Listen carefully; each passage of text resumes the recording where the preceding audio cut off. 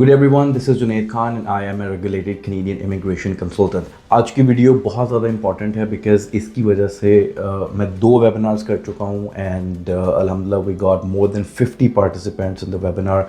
सो पिछले 1 वीक में तकरीबन 100 लोगों से पार्टिसिपेंट्स से मैं वेबिनार से बात कर चुका हूँ. इन 100 के अलावा every day my consultation is completely booked. तो मैं ये चाहता हूँ कि ये इन्फॉर्मेशन मैं एक वीडियो के थ्रू भी आपको प्रोवाइड कर सकूँ ताकि बहुत सारी क्यूरीज, बहुत सारे क्वेश्चन यहाँ से रिजॉल्व हो जाएंगे. और टॉपिक इम्पॉर्टेंट है. स्पेसिफिकली बहुत सारी कॉल्स जो मेरी स्केड्यूल हो रही हैं वो आउटसाइड कनाडा से हो रही हैं, people who are currently in Pakistan, India and UAE.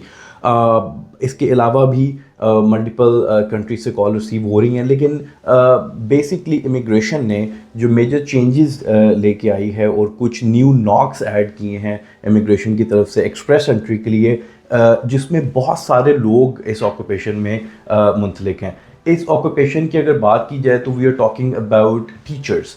Teachers का एक ऐसा नॉक है जो पहले ऑक्यूपेशन इन डिमांड में नहीं था और ये रिसेंटली ऐड हुआ है ऑक्यूपेशन इन डिमांड में.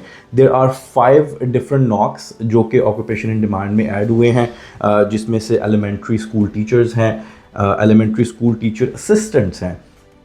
जब बात होती है असिस्टेंट्स की, इसका मतलब है कि they are the people who are not actually performing as a teachers, लेकिन वो एक क्लास में टीचर असिस्टेंट्स की जो फैसिलिटेशंस है वो प्रोवाइड करते हैं. इसके अलावा पीपल जो कि डिसेबिलिटी स्कूल्स में या स्पेशल नीड्स स्कूल में काम कर रहे हैं उनकी इन डिमांड है. और सेकेंडरी स्कूल टीचर्स भी इसमें शामिल हैं. और अर्ली चाइल्डहुड एजुकेटर्स, ऐसे लोग जो कि उन स्कूल्स में काम करते हैं जो कि नॉर्मली प्री स्कूल जिसको हम कह सकते हैं अगर वो सर्विसेज प्रोवाइड कर रहे हैं. सो अगर आप इन तमाम ऑक्यूपेशंस में से किसी भी ऑक्यूपेशन में काम कर रहे हैं तो आपके लिए is a golden opportunity to apply for permanent residency pathway in Canada through express entry. थोड़ा सा मैं बैकग्राउंड इन्फॉर्मेशन दूंगा एक्सप्रेस एंट्री के हवाले से ताकि कुछ क्यूरीज जो हैं वो जो एक नॉर्मल क्वेश्चंस हैं उस आपके लिए कि अगर आप इस प्रोग्राम में पहले कुछ इन्फॉर्मेशन नहीं रखते तो वो क्लियर हो जाएँ. मैं मल्टीपल वीडियोज़ इस हवाले से बना चुका हूँ एक्सप्रेस एंट्री के हवाले से, लेकिन this is going to be a refresher. Express entry की अगर हम बात करें तो देयर आर 4 फैक्टर्स जिसकी बेस पे आपकी एप्लीकेशन असेस होती है. द 4 फैक्टर्स इन्वॉल्व: नंबर 1 आपकी एज, नंबर 2 आपकी education, number 3 your work experience and number 4 English proficiency. Age का सेक्टर इस तरह से मेजर किया जाता है कि इफ़ यू आर बिलो 30 तो आपके एज के जो पॉइंट्स होंगे वो कंप्लीट आप उसको फोकस कर सकते हैं, आपको मैक्सिमम पॉइंट्स मिलेंगे. लेकिन जिस तरह आफ्टर 30, जिस तरह आप every birthday you are losing 5 points. So let's suppose if you are 35 so you will have 25 less points than the full points. Age इस तरह से कैलकुलेट होगी. सेकेंडली आपकी एजुकेशन के हवाले से अगर आपने बैचलर्स किया हुआ है, मास्टर्स किया हुआ है, अगर एमएड, बीएड और एमएड नहीं भी किया हुआ लेकिन आपकी एजुकेशन ऐसी है कि उसके बाद आप टीचिंग के प्रोफेशन से मुंसलिक हैं तो भी you can apply in this platform. Education के हवाले से एक इम्पॉर्टेंट चीज़ बता दूं कि किसी भी यूनिवर्सिटी और कॉलेज से अगर आपकी एजुकेशन है तो उसकी इक्विवेलेंसी रिक्वायर्ड होगी. इक्विवेलेंसी के हवाले से world education service, WES, ICAS, university of Toronto, ये वो ऑर्गेनाइजेशंस हैं जो कि आपको कैनेडियन करिकुलम के अकॉर्डिंगली आपकी डिग्रीज़ की इक्विवेलेंसी देती हैं. एजुकेशन के बाद जो एक इम्पॉर्टेंट सेक्टर है वो है वर्क एक्सपीरियंस का. आपका जो वर्क एक्सपीरियंस है, जो नॉक्स मैंने आपको बताए हैं, मेरी स्क्रीन पे अभी आप देख रहे होंगे जो नॉक्स हैं, इसके आगे एक नॉक कोड लिखा हुआ है. All you need to do कि अगर आप इस नॉक कोड को कॉपी करते हैं और गूगल में पेस्ट करते हैं NOC और आगे एक कोड मेंशन करते हैं तो आपके सामने इस नॉक की तमाम मेन ड्यूटीज़ आपके सामने आ जाएंगी. तो यू हैव टू चेक कि इन 5 में से कौन सा नॉक कोड मैक्सिमम आपकी ड्यूटीज़ को कवर करता है. और अगर कवर करता है तो दैट मीन्स कि वो आपका नॉक कोड है. और अगर इन 5 नॉक्स में से आपका कोई एक कोड बनता है तो इसका मतलब है कि you are currently following in occupation in demand sector.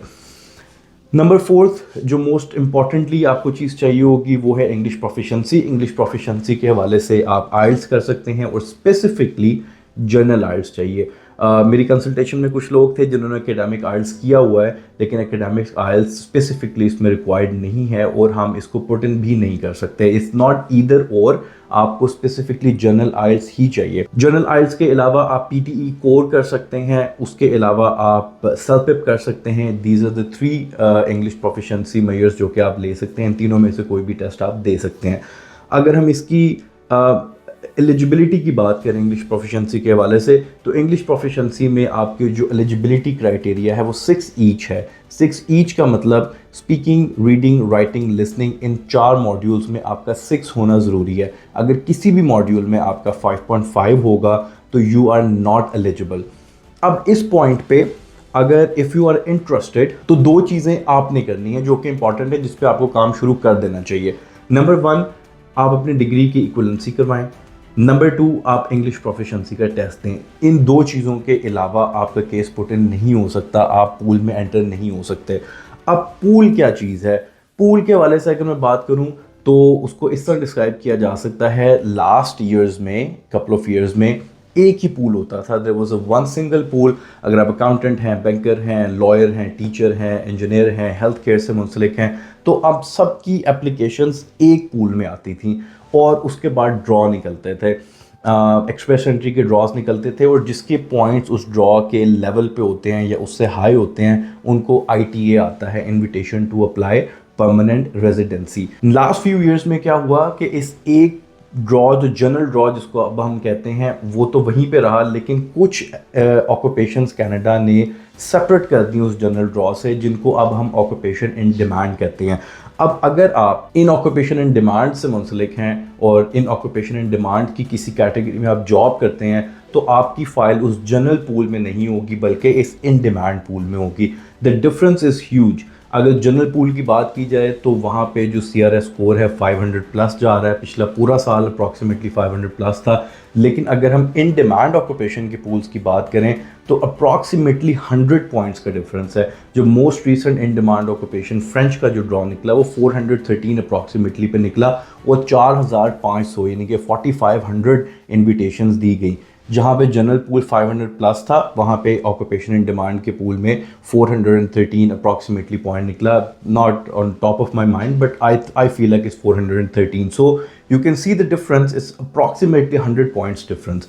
तो अगर इन न्यू नॉक्स के ऐड होने पे आप ऑक्यूपेशन इन डिमांड में आ गए हैं, दैट मीन्स कि you definitely have to work on your application और इस एप्लीकेशन को आप पुट इन करें और पूल में एंटर हों. ये इंपॉर्टेंट है.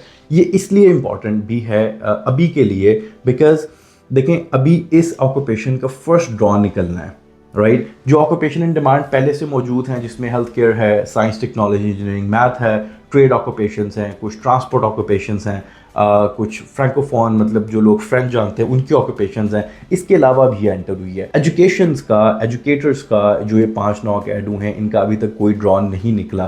दैट मीन्स कि इट इज़ इम्पॉर्टेंट कि आपकी एप्लीकेशन उस पहले ड्रॉ से पहले पूल में हो, क्योंकि मेरी एक्सपीरियंस के मुताबिक जब भी पहला ड्रॉ निकलता है तो उसका जो कट ऑफ स्कोर होता है वो हमेशा लो होता है और नंबर ऑफ़ इन्विटेशंस हमेशा हाई होती हैं, क्योंकि it's basically supply and demand, right. So अभी अगर इन डिमांड ऑक्यूपेशन में आई है, पहला ड्रॉ CRS स्कोर सबसे लो होगा और नंबर ऑफ़ इन्विटेशन ज़्यादा होंगी. फिर जिस तरह डिमांड पूरी होती जाएगी उस तरह इसका स्कोर हाई होता जाएगा और नंबर ऑफ़ जो इन्विटेशंस हैं वो लो होती जाएंगी. So if you are in one of these occupation जो कि आपने मेरी स्क्रीन में देखी, अगर आप इन ऑक्यूपेशंस में हैं और अगर आप इमिग्रेशन परसू करना चाह रहे हैं कनाडा की, so this is going to be a golden chance for you guys.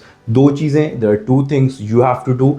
आपकी डिग्री की इक्विवेलेंसी चाहिए. नंबर 2 आपके इंग्लिश प्रोफिशिएंसी चाहिए. इन 2 चीज़ों से आपकी फ़ाइल प्रिपेयर हो सकती है. You can contact on the number given in this video. Multiple times आप देख रहे होंगे मेरी स्क्रीन पे. आप मेरी टीम के साथ कॉन्टैक्ट कर सकते हैं to assess your personal profile, जिसमें आप मुझे अपनी पर्सनल डिटेल्स देंगे, तमाम प्रोफाइल की इंफॉर्मेशन प्रोवाइड करेंगे and I will be calculating your score, CRS score. उसके अकॉर्डिंगली गाइड किया जा सकेगा कि किस तरह से आपके स्कोर को मैक्सिमाइज़ किया जा सकता है और पहले ड्रॉ से पहले आपको पूल में किस तरह से एंटर किया जा सकता है. तो make sure you prepare your application in a way, get the guidance you needed, اور 2 چیزوں پہ کام کرنا فوری سے شروع کریں تاکہ فرسٹ ڈرا سے پہلے آپ کی اپلیکیشن پول میں ہو. Thank you very much.